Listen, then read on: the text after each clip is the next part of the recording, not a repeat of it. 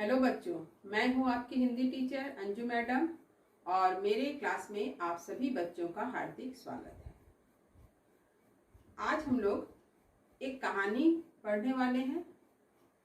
कहानी का शीर्षक है भाई बहन और लेखिका है बंग महिला नाम से परिचित, जिनका वास्तविक नाम है राजेंद्र बाला घोष।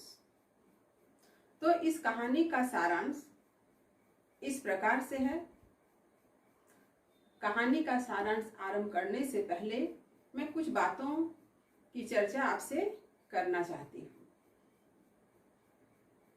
तो भाई बहन कहानी हिंदी साहित्य जगत की एक बहुत ही प्रसिद्ध कहानी है, जिसको लिखने वाली है राजेंद्र बाला घोष और हिंदी साहित्य जगत में वे बंग महिला के नाम से परिचित है। भाई बहन कहानी सन 1908 में बाल प्रभाकर खंड 3 अंक 1 में प्रकाशित हुआ था। यद्यपि यह एक बाल कहानी है, परंतु इस कहानी के माध्यम से देशभक्ति की भावना, राष्ट्रीयता की भावना को भी अभिव्यक्त किया गया है। बंग महिला का जन्म बनारस में हुआ, इसलिए उनकी कहानी में बनारस का प्रभाव दिखलाई पड़ता है। बनारस का एक विश्व प्रसिद्ध पर्व या त्योहार है नाटी इमली का भरत मिलाप,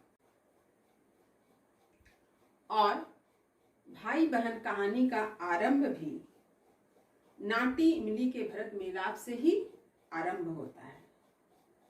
तो स्वाभाविक है यह बच्चों के लिए काफी उत्सुकता और आनंद खुशी का त्योहार है, क्योंकि यह एक मेला है। तो बच्चों के साथ बड़ों का भी मेला जाना अनिवार्य है, और इस कारण जयराम बाबू अपने पुत्र साहब और अपनी पुत्री सुंदरिया देई को लेकर के इस मेले में घूमने जाते हैं।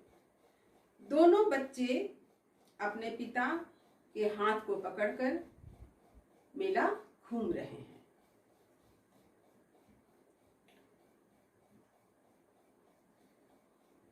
पुत्र का नाम साहब है, उसकी उम्र 11 वर्ष है।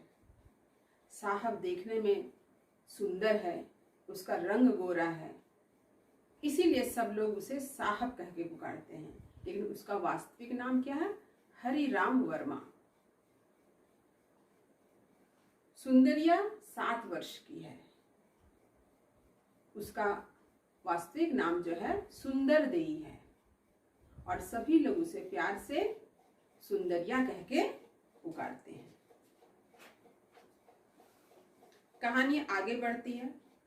सुंदरिया मेला घूमने गई है, लेकिन अपने साथ एक आना पैसा लेकर गई है। एक आना में 4 पैसे होते हैं, परंतु साहब के पास सुंदरिया से अधिक पैसे हैं। सुंदरिया की माँ उसे हमेशा यह समझाते आई है कि वह भाई बहनों में सबसे छोटी है, इसीलिए उसे हर चीज में कम हिस्सा लेना चाहिए। और माँ की बात का प्रभाव जो है सुंदरिया पर पड़ता है, और उसके मन में संतोष की भावना है।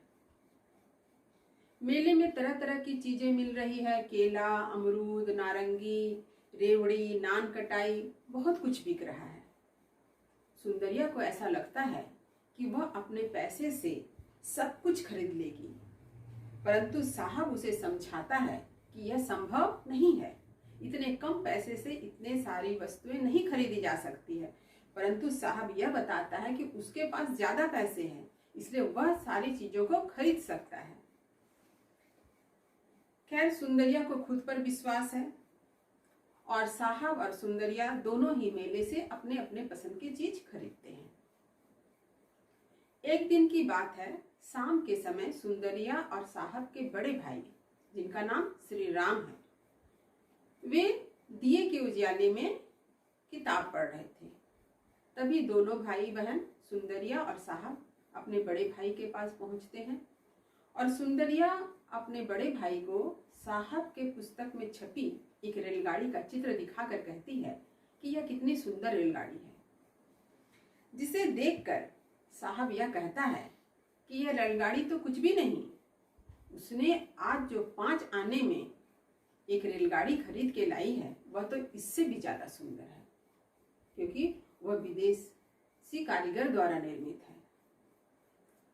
और वह ला करके अपने बड़े भाई को दिखाता है।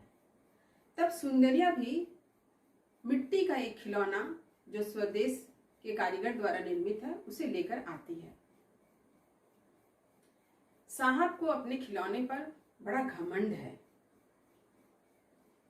मिट्टी के खिलौने को देखकर साहब हंस पड़ता है, उसका मजाक उड़ा देता है और अपने खिलौने की प्रशंसा करता है, जिससे सुंदरिया उदास हो जाती है। तब श्री राम समझाते हुए कहते हैं कि ये साहब तो बड़ा मूर्ख है, बड़ा बेवकूफ है।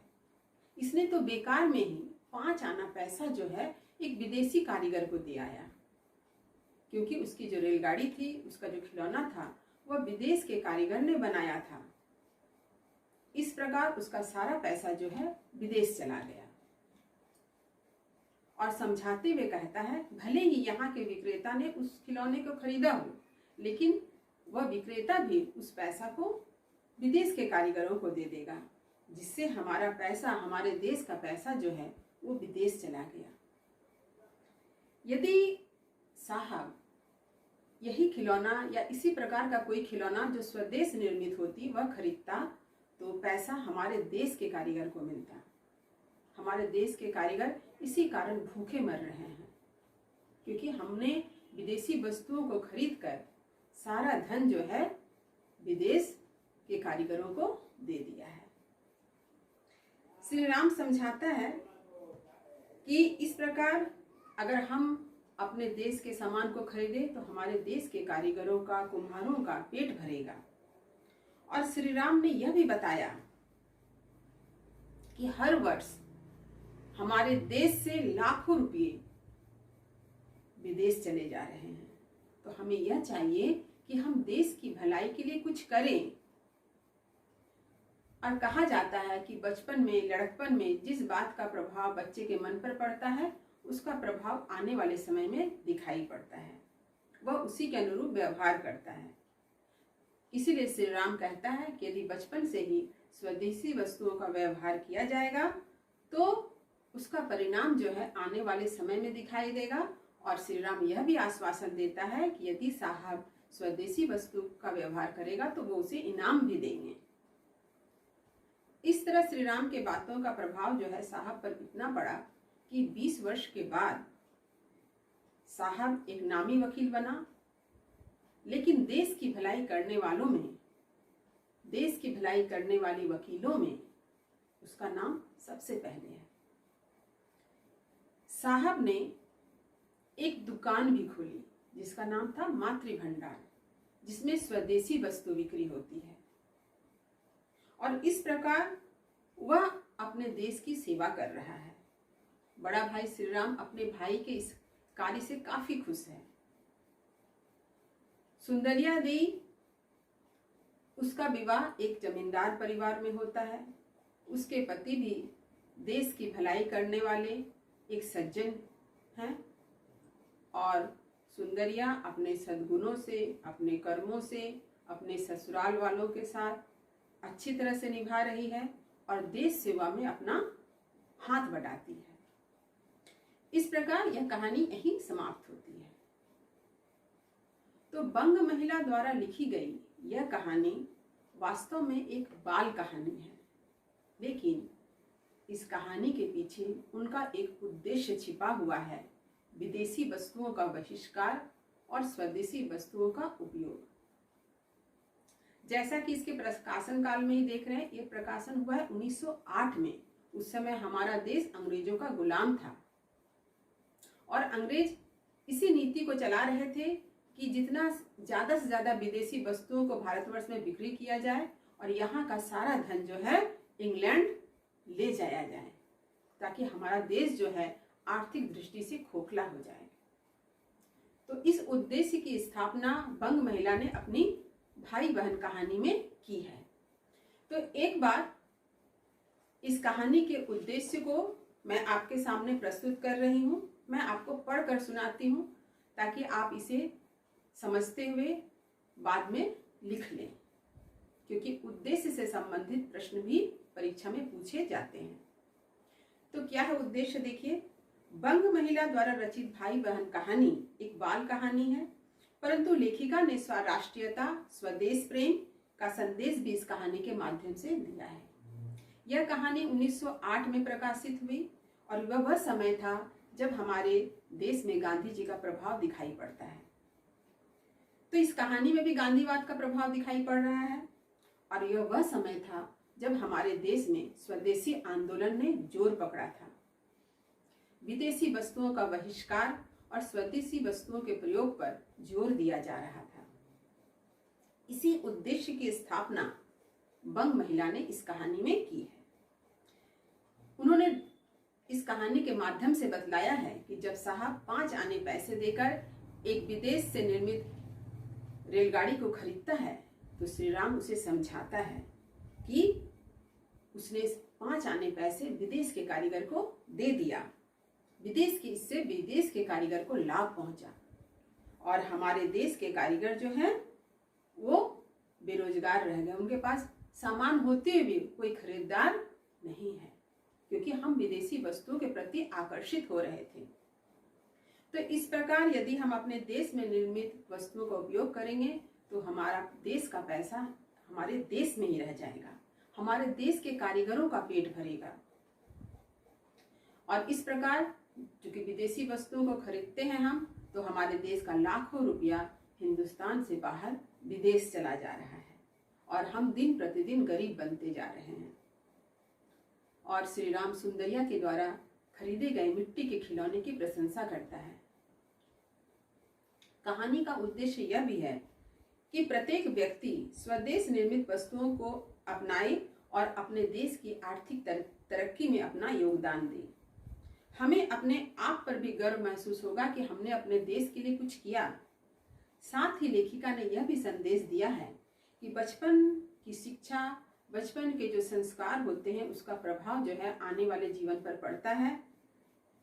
श्री राम ने अपने भाई बहन यानी साहब और सुंदरिया को जो कुछ सिखाया, जो भी सीख दी, उसका प्रभाव जो है उसके भविष्य पर पड़ता है, आने वाले जीवन पर पड़ता है। और इसके का परिणाम है कि साहब यानी हरि राम जो है एक नामी वकील बनता है, देश की सेवा करता है और स्वदेशी वस्तु की बिक्री के लिए एक मातृ भंडार नामक एक दुकान भी खोलता है। सुंदरिया भी जो है अपने सद्गुणों से, अपने व्यवहार से, अपने ससुराल और पति के कार्यों में सहयोग देती है।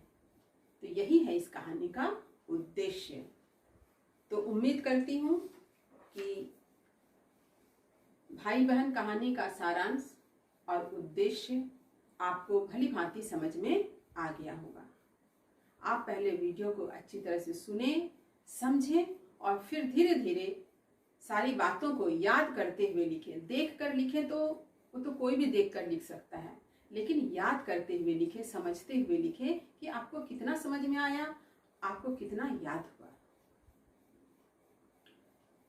तो इस वीडियो को लाइक करें, शेयर करें और जो बच्चे नए हैं, जिन लोगों ने अभी तक मेरे चैनल को सब्सक्राइब नहीं किया है, वो मेरे चैनल को सब्सक्राइब अवश्य करें ताकि आने वाले वीडियो का नोटिफिकेशन आप तक तुरंत पहुंचे। तो अगले वीडियो में आपसे मिलूंगी एक नए विषय के साथ। तब तक पढ़ते रहिए, जीवन में आगे बढ़ते रहिए। शुभकामनाओं के साथ, धन्यवाद।